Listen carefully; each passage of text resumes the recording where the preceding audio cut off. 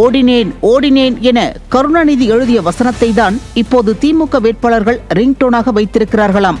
கருணாநிதி மேல அம்புட்டு பாசமான கேட்காதீங்க, போற பக்கமெல்லாம் ஜனங்க விரட்டி அடிக்கிறாங்க. கல்விலை கோட்டூர் பகுதியில் விரட்டி அடிக்கப்பட்ட திருச்செந்தூர் திமுக வேட்பாளர் ஆறுமுகநேரியிலும் விரட்டப்பட்டார். அவர் வாக்கு கேட்டு வருவதை அறிந்த மக்கள் இன்னைக்கு 4 கேள்வி நறுக்குன்னு கேட்கிறோம் என வெறியோடு காத்திருந்தார்கள். காவல்துறையினர் வேட்பாளரை மறிக்க கூடாது என மிரட்டிய போதும் மக்கள் அச்சப்படவில்லை. இதை அறிந்த வேட்பாளர் லெப்டில் இண்டிகேட்டர் போட்டு ரைட்டில் திரும்பிவிட்டார்.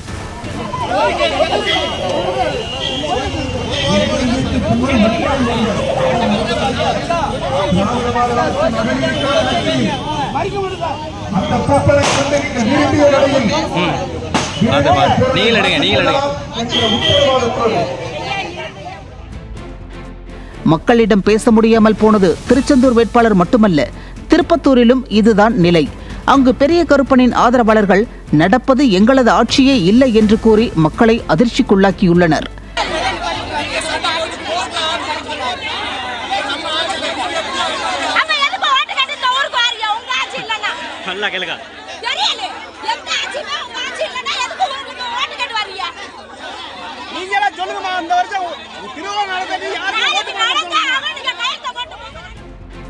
அடிப்படை வசதி கேட்டால் நம்ம ஆட்சி வரட்டும் என்கிறார்கள்.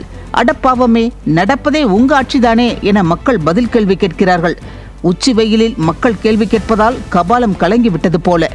ராஜபாளையத்தில் ஊருக்குள்ள வராதீங்க என விரட்டிய மக்களிடம் அம்மா கேளுங்கம்மா, அம்மா அம்மா கல் ரோடு போட்டு தர, மண்டபம் கட்டித்தர என கெஞ்சி கூத்தாடினார். அப்போதும் மனமிறங்காத மக்கள் உருக்கமாக பேசியவரை கிண்டல் செய்து சிரித்தனர்.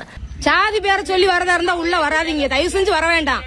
ஜாதி பேரை சொல்லி உள்ள வரதா இருந்தா தயவு செஞ்சு வராதீங்க, ஓட்டு கேட்ட வராதீங்க.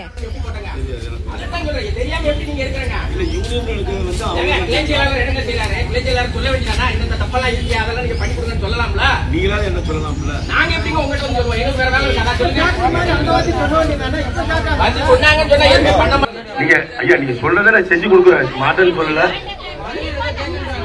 சொல்லுங்க, கேளுங்கம்மா.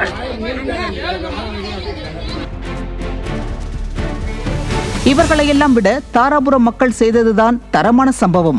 கருப்பு பலூன் விடுவதில் ஃபேமஸான திமுகவிற்கே கருப்பு பலூன் விட்டுள்ளனர். விளைநிலங்களில் சிப்காட் அமைத்து சீரழிக்கும் திமுகவை கண்டித்து திமுக வேட்பாளருக்கு எதிராக கருப்பு பலூன் விட்டுள்ளனர்.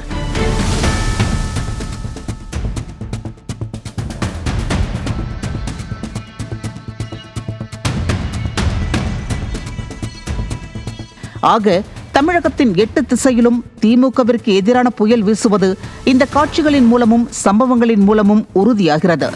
விளம்பரத்தால் உயர்ந்தவர் வாழ்க்கை நிரந்தரமாகாது என்பதை இந்த தேர்தல் உறுதி செய்ய காத்திருக்கிறது.